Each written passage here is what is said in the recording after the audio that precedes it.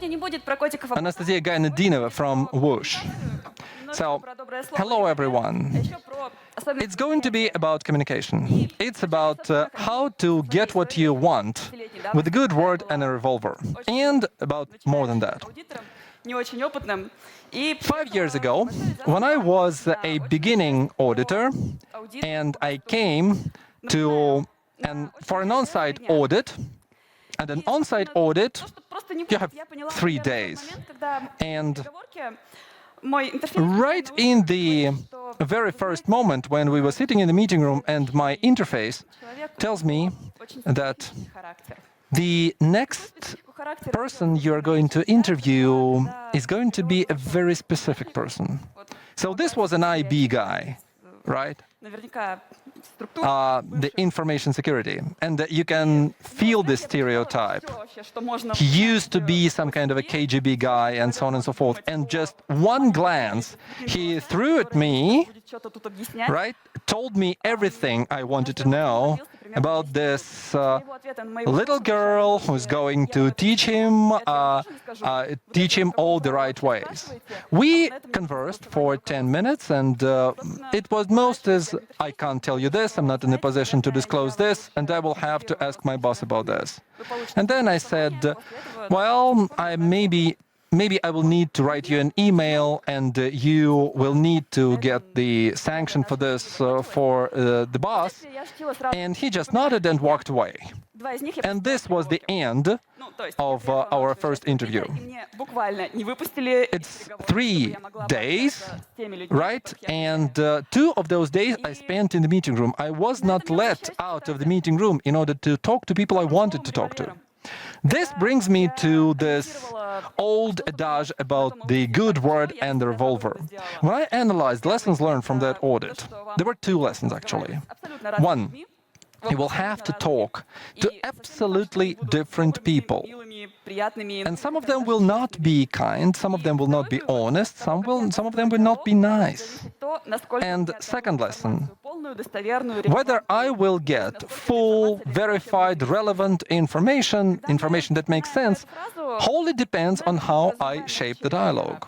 And when we remember this good word and the revolver, we kind of suggest that you have the revolver. And especially for information security guys, there should be a revolver. But it should all start with a good word. How to live with this good word and how to inflict various types of good with a good word, I'd like to tell you. First of all, why it works better with Infosys than enterprise. How to make friends with other people from back office, and people may find out that back office is not just the IT department. Then we will talk about how should the good word work without the revolver. And, well, I actually found out that Nikki was about to talk after I sent the presentation, because I actually sent the presentation beforehand. So I will not talk a lot about anti-crisis communication because there will be a special presentation about that.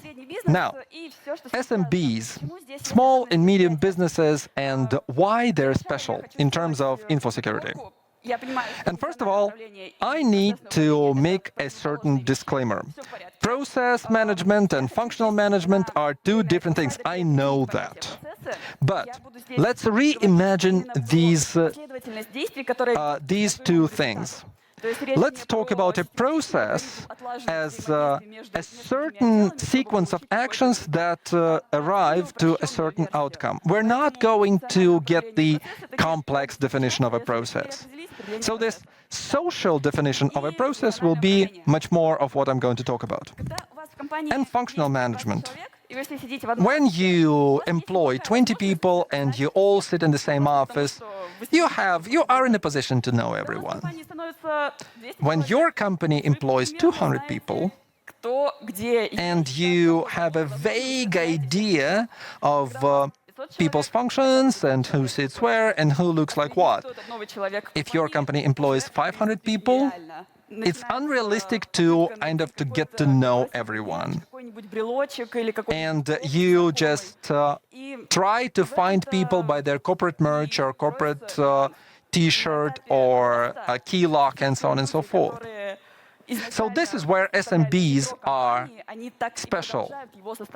As the company grows, the people who represented the core of the company when they were small, they continue to represent the core of the business, but they get their own entourage. So when SMB people talk to enterprise, there are two types of that.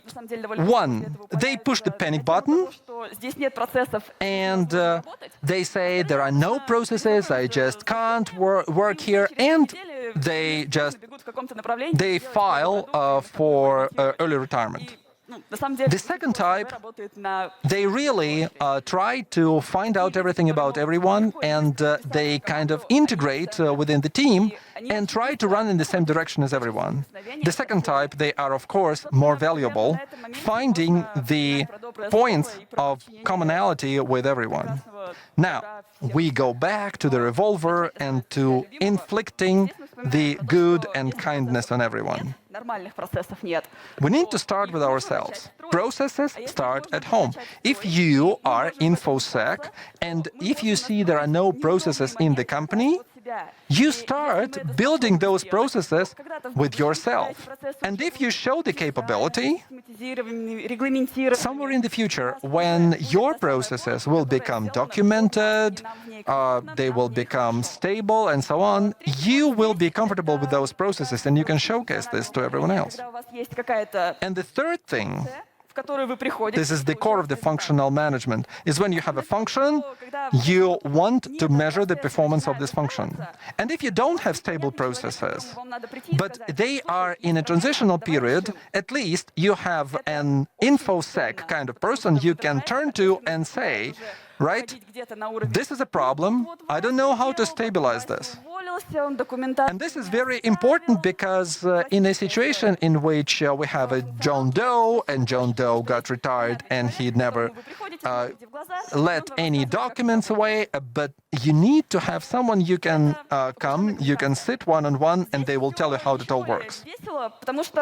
Simplified communication in SMB.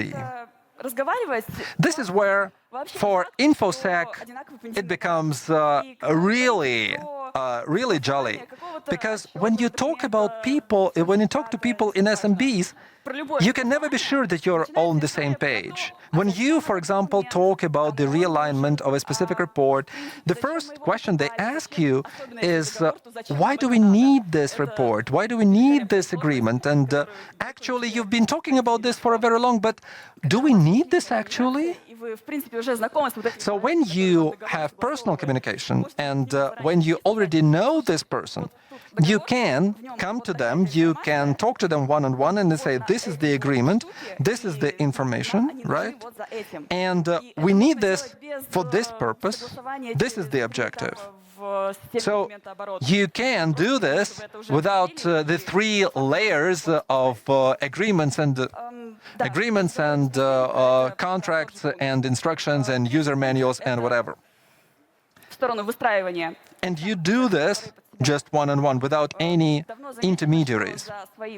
Now, third bullet point, create your own processes. If this is your brainchild, you of course will take care about it much better than anybody else's child. And when you talk to a person about something that they have ownership of, they engage.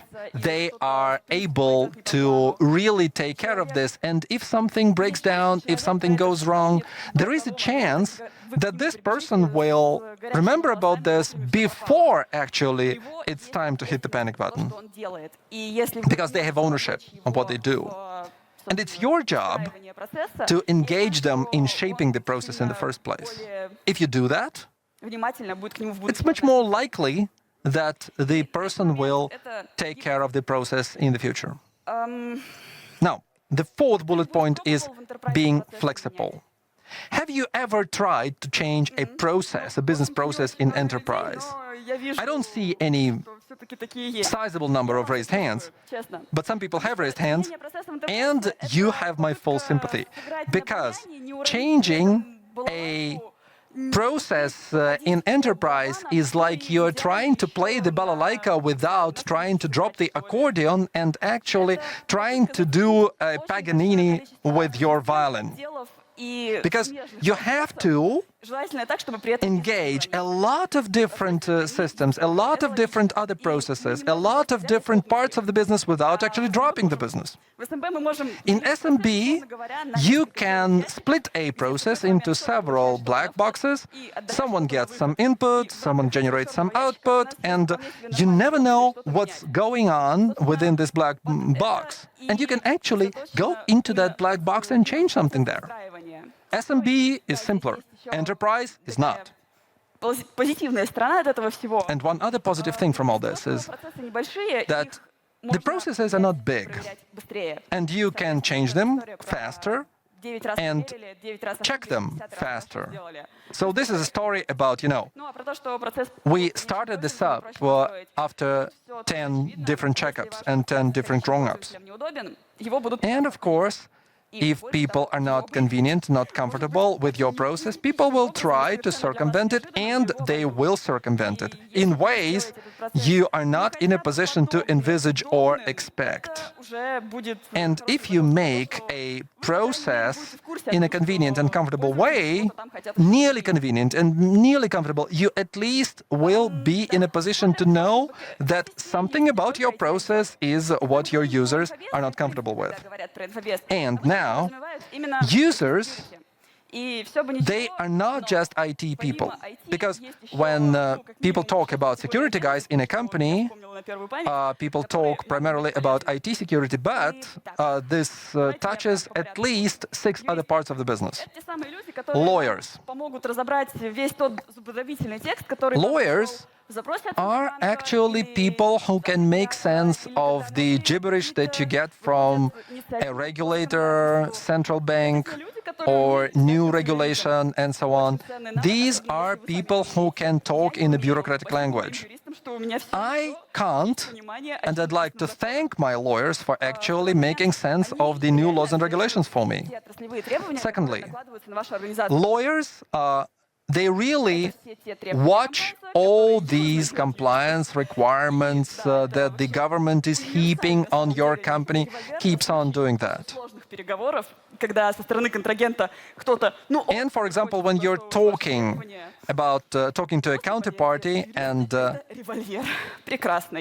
someone on their side just would not try to agree to your requirements, it's very valuable to have a good lawyer on your side. HRs. HRs do a lot of recruitment, and a lot of people told me that OSINT is not something that InfoSec needs to look at, especially in recruitment, but it's not always the case.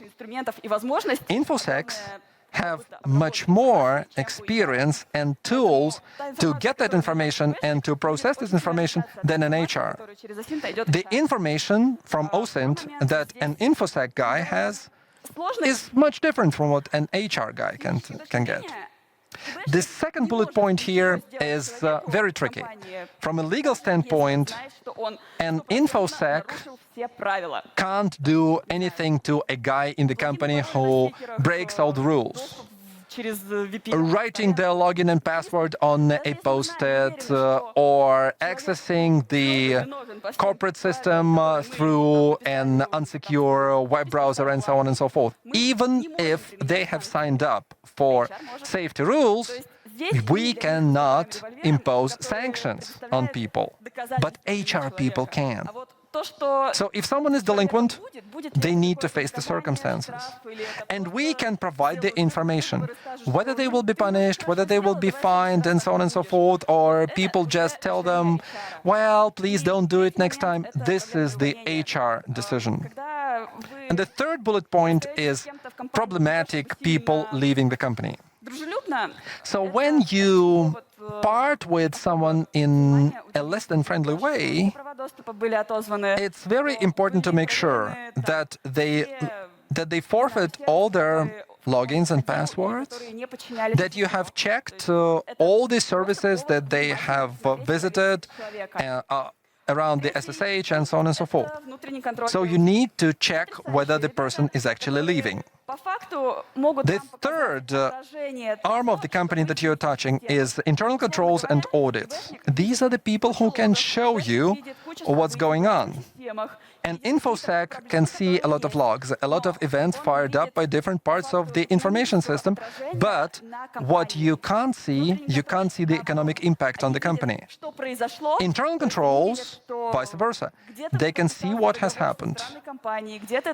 This is an agreement with a strange company, but they don't know how it's been done.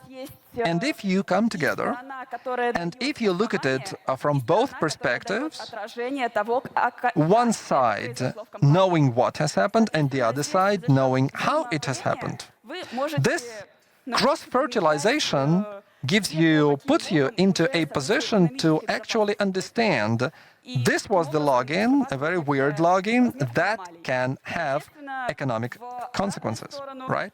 And conversely, internal controls, if you educate them, are in a position to notice this is what's happened, so we go back to InfoSec and ask them for those logs. And of course, internal controls people, they know regulatory documents very well. They don't like doing this, but they are very good normally at writing those bureaucratic gibberish documents. Finance and accounting. This is the fourth group of people touched by this, and to me, it looks like black magic. But when you have to defend your budget, and my personal experience is that if your company financier already knows which budget are you going to ask for, and from which articles of the budget it's going to be subtracted, right? You always come and say, I want this amount of money. And they may ask you why so much, but at least they won't ask you what is this stuff about. And you also, if you engage finance, at least you understand why the company has so far procrastinated around the contract that you want to make. And you can ask for this information, understanding what it is that you're asking for. Number 5, product and analysts. These are, I think, well, this is a clear-cut case. These are people who create company operations. These are people who write processes, business processes that generate money. And if you're not friends with people who generate money in the company, well, who at least help generate money in the company, first of all, that's strange because that does not put you into a position to understand what's going on in your business. But that's not the most important thing. The most important thing, if you find out in advance that something has been added or something has been switched off and so on, it's not good if you only find out this as a result of a postmortem. But if you're friends with them and if they tell you over a cup of coffee this new feature that they're going to unroll, this will work. And actually, it will go through your InfoSec audit before it actually goes live. Also, product and analysts are people who collect terabytes of data. And if they're good working with the data, and normally analysts are, you can use the data to find out about the lags in business processes, about some fraud in business processes, especially fraud. And last but not least, PR and GR, public relations and government relations. The most obvious thing here is when we talked about CISO and when Nika talked about anti-crisis communication. You would be excused for thinking that As a result of an incident, PR and GR always work as one team. Well, it's not during an incident, but when you go to talk in a conference, you need to tell PR about that. They will tell you, for example, which questions you will take and which not. If this is your InfoSec conference, you will be in a position to know this. But if it's not, you can sit down with the speaker and discuss the stop lists.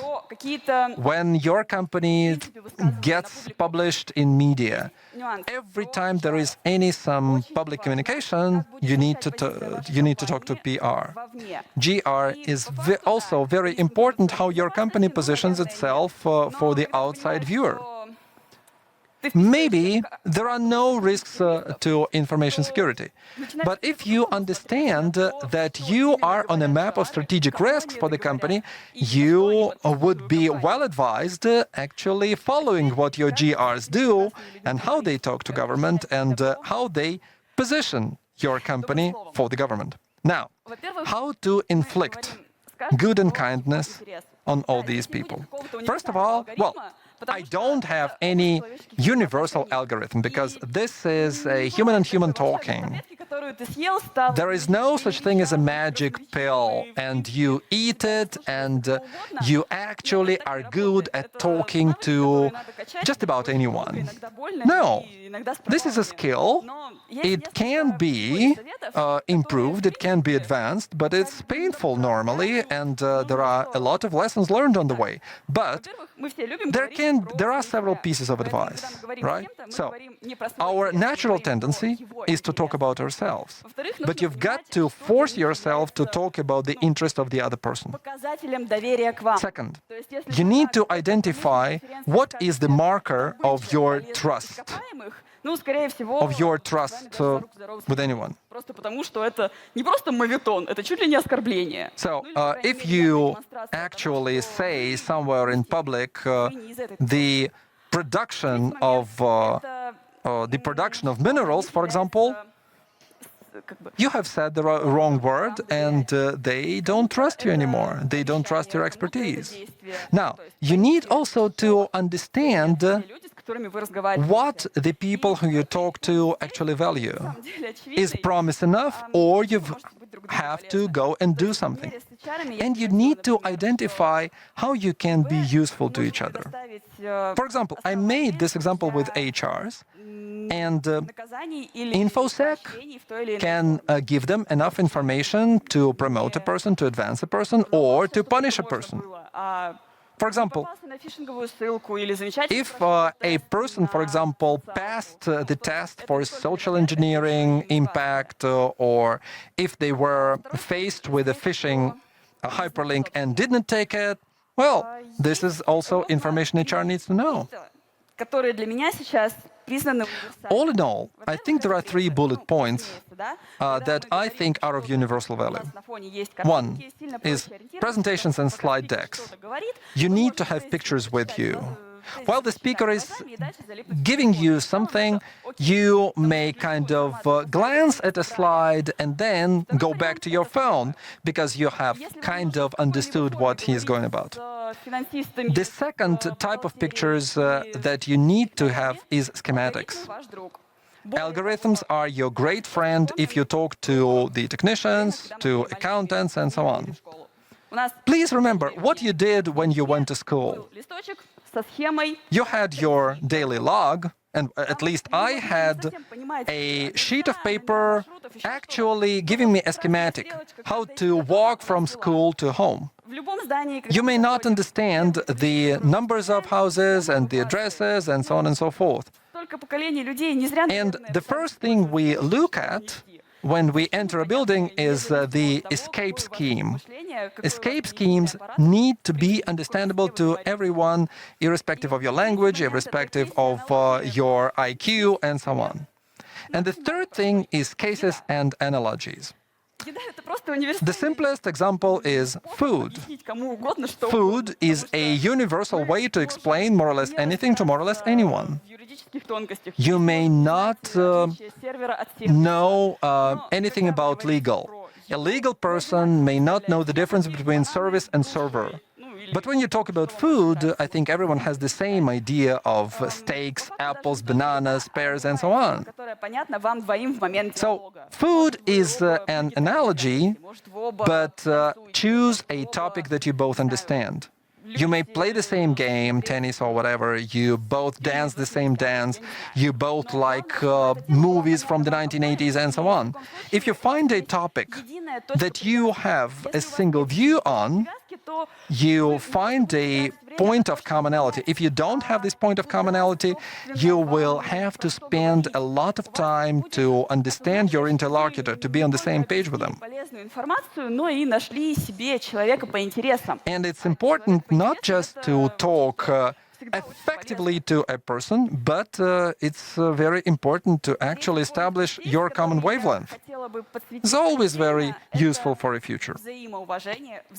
And the third thing that I'd like to highlight is mutual respect, mutual interest, and mutual more or less anything. If you want your colleagues from any other part of the company, whether they are your superiors or inferiors or whatever, if you want something from them, you would be good to think that they want something from you. They don't just want you to leave, right? They want something from you. So when you want something, when you want people to do something for you, this is a two-way street. You need to understand that. And a good example is financial audit for me. Financial audits, regular financial audits, they are like a story when you have to understand that, of course, this is financial audit, but the structure of the audit is the same as InfoSec. It's the same story as talking to technicians, talking to lawyers, talking to interface. So colleagues don't always understand that in some specific cases you may be of help, really. A very stupid and nonetheless a very useful story. We have a photo of a very beautiful girl on our intranet. And it says, we have a new controller. The only supply chain controller that I actually had in my head was in the context of supply chain attack. So the company tells me that we have a supply chain controller. So my idea, maybe my boss made me a surprise, and now I have a colleague who I don't know anything about. I decided to go and try to make friends. But it was weird. This beautiful girl talked to me about something I didn't understand, she didn't understand, and we decided to go and drink a cup of coffee. And in 10 minutes, I found out the supply chain controllers actually look at kinetic and physical supply chain, not digital, and they actually know what's happening in this supply chain. So they are very useful people, and that girl found out that digital also can be a supply chain. And when the financial audit came and she came to me directly, not through the bosses, I was very happy because, first of all, we did not disturb the bosses unnecessarily, and secondly, we were on the same page. And actually, it was understandable why to say no here, but to say yes there. These people do not always understand what it is that you do. You need to do a lot of public relations if you're a CISO. If you can't speak within the company about how useful you are, the company is very unlikely to learn that accidentally. And just like I said in the very beginning, it is a skill. Speaking is a skill that you have to advance. Listening also is. And it can't happen just because you wish it to happen. It can't happen just because you have read a book about this. You've got to go through a lot of pain to upskill yourself here. Now, let's imagine that bad things have happened. I'm not going to duplicate Nika's presentation. And you go to the IT, to InfoSec, because in the case of an incident, nothing happens. Because IT guys will actually revive the infrastructure, they will turn it on, they will put it live, or not put it live if something has went wrong. And they own the logs, because we need to understand what has happened. And without InfoSec, nothing can go live back again after an incident. Secondly, legal. Right, please don't read this slide in terms of functions, not in terms of a specific person. And it actually is about some keywords that tells you what it is that you need to talk to with these people. Legal, this can be one of the lawyers or someone from internal control. Anyone, it's a person who knows what economic impact a computer incident might have. And yes, they speak the language of bureaucracy, and they are very well aware of the fines and responsibilities, liabilities, and who is going to suffer for everything that happened, while internal audit can provide you with a complete overview of economic and financial risks. And generally, this may be a good indication or a predictor of what might happen in the future with our finances. If you're a public company, you take a new perspective on all the incidents. Now, what else can we discuss here? The processes that can be affected. The risk management people, the auditors, are familiar with the adjustment processes that we may not be aware of. They have a more, bird's eye view of the business. Besides, the lawyers know about regulators, they know the timeline, they know what kind of statement should be referred to which government department, what date they should have on. And besides, they might have a list of counterparties and contracts. And maybe the contract says that you are supposed to inform counterparty about an incident, because they may also be affected. Much depends on the scale of the incident, of course, but your counterparties may also be damaged, and you have to think about that if you want to keep your reputation intact. Reputation costs a lot of money. And the last thing here is, or rather not last, the third thing here is communication. Communication with PR and GR and all the internal services. You have to prove inside the company and outside of the company, you have to prove that what happened is not a tragedy. There is no reason to panic, and overall things are okay, especially if things are okay and if your panic is under control. However,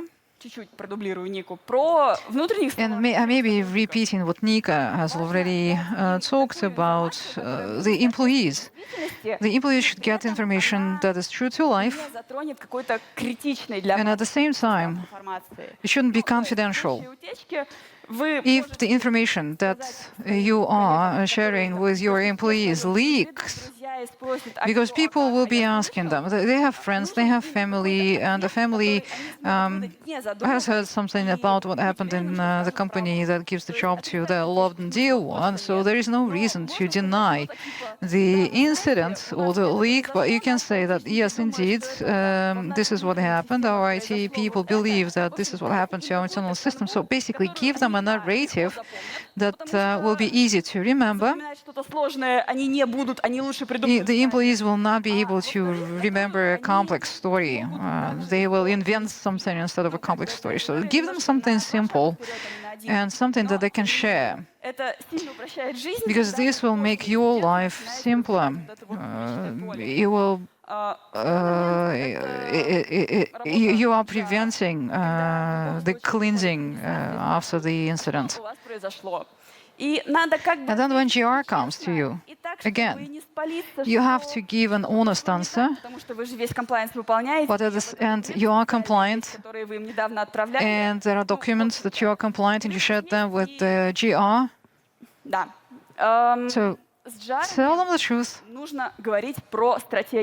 but focus on the strategy, not about what message we are sending to whom, but rather how we send the message. So first you communicate with IT, and second you communicate with GR. When panic gets out of control, it will be very difficult to fix what has already started. And here I'm listing items not in terms of their priority, but in terms of their presence. Business. When you talk to the business about what happened, you have to take into account that this is going to affect business processes. So you must understand which processes, apart from business processes, the incident will affect, how much downtime will cost, what consequences we will have to face, how this is going to affect the adjacent processes, etc., products, CT, I mean, everything. All these people must also be put in the know, because without them, important decisions will not be taken, and without you, they will not be in possession of the complete picture. The same applies to an application breach. When an application is, when you are penetrated via an app, you will have to rewrite the app. If the application got broken now, it means the app has a bug. There is some loophole in there. Do you know the mobile software development cycle? Do you know how this process looks like? Not too many people, as I can tell. Well, on average, planning starts a quarter ahead, at least. And the development has a cycle. Well, it depends, of course, but it happens in a cycle of 1 week to 3 weeks. To get into the cycle and not be punished for it, not to suffer the consequences, right? You have to be friends with IT people, and you have to convince the CTO that this is something that you definitely need. So if these guys are instructed by the CTO to assist you, then at least you will not be facing the revenge and rage. But basically, this is a long process, and you can't just get inside it because you want it. We wanted to. It will require several cycles, development, testing, another development, another testing. Sometimes it's going to be, it will take a lot of work to research how to do a product. So you can't just come to them and say, this is what we need now. It will not work. So you have to be mindful that the communication with business must be carried out extensively, and you must explain to them what happened wrong. This is what went wrong. This is the result we need eventually. And the business must take the decision that this is what we're going to do, that, we're okay with, and then you will have a chance of getting between different development cycles. Your next option is, optional options, right. The optional option is if you work in B2C, customer care, technical support, regular support, doesn't matter. We call it customer care. If an incident affects your clients, your customers, these people must be made aware. Because they will have to counter the user's reactions. They must have an algorithm, they must know what and how they should respond. So there must be a plan of action for them.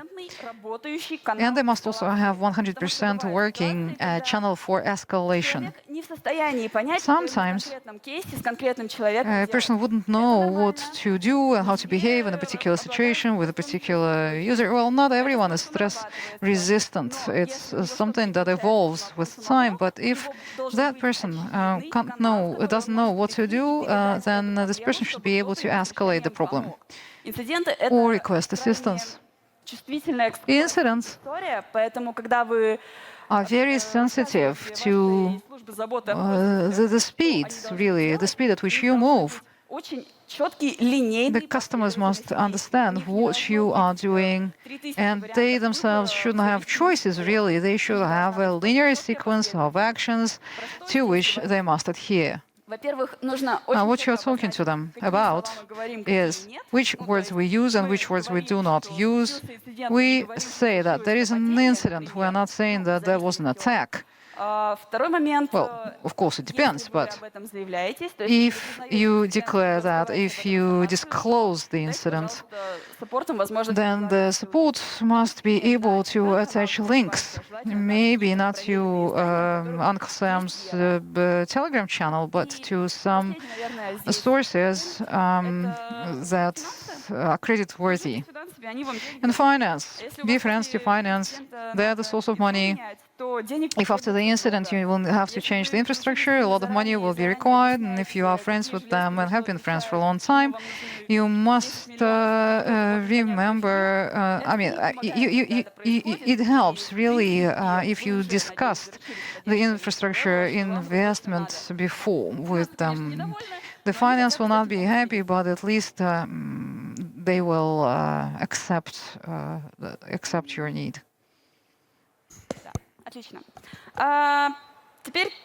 They will tolerate your request. And thank you very much for staying almost till the end of my presentation. Here is a little bonus. A bonus slide. This is what you should not do, and a couple of items on this slide from my own personal experience. I'll give you 15 more seconds to read what's written here. Maybe you will have yourselves a laugh. So once again, this is how you should not communicate. And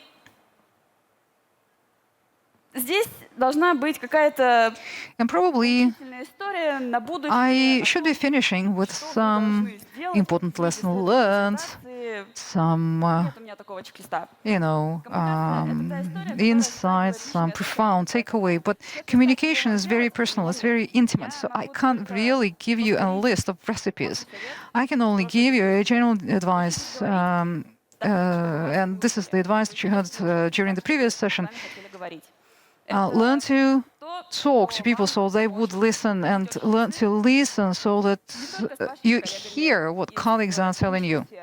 Things happen. And things happen to anyone, to your colleagues. So getting the communication skill, Cat Dogs by Chris Anderson, and first say no, and read it in the original, the Russian translation. I'm not sure that I can recommend that, but I can definitely recommend Jim Kemp's book in the original. Has to learn to listen, learning to listen. You can't learn that skill from books, but if you are a curious person, if you want to hear others, you will be able to do that. And to finish this presentation, I would like to say, okay, let's be friends.